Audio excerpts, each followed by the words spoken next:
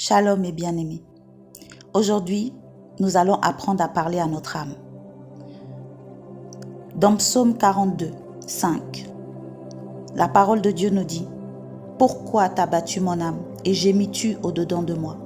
Espère en Dieu, car je le louerai encore. Il est mon salut et mon Dieu. » La parole de Dieu dit encore « Je souhaite que tu prospères à tout égard, comme prospère l'état de ton âme. » Ton âme doit être prospère, afin que tu prospères dans tous les autres domaines. Ton âme, c'est là où il y a tes peurs, où il y a tes doutes, où il y a l'insécurité, manque de confiance, le rejet. Tout ce qu'on t'a fait, ça se trouve au niveau de ton âme. Le non-pardon, c'est au niveau de ton âme. Tu dois apprendre à parler à ton âme, comme David a fait, en lui disant « Pourquoi t'agites-tu mon âme ? Espère encore en l'Éternel. » Il faut savoir que le moment où ton âme n'est pas en paix, ton âme n'est pas guérie, ton âme n'est pas restaurée, tu auras du mal à obtenir les choses de Dieu. Parce que la parole de Dieu dit « Je souhaite que tu prospères à tout égard, comme prospère l'état de ton âme. » Demande à Dieu de restaurer ton âme. Demande à Dieu de guérir, d'enlever ce qui a enlevé et de mettre ce que lui, il doit mettre. Tu dois apprendre à parler à Dieu. Tu dois apprendre à lui demander de changer l'état de ton âme.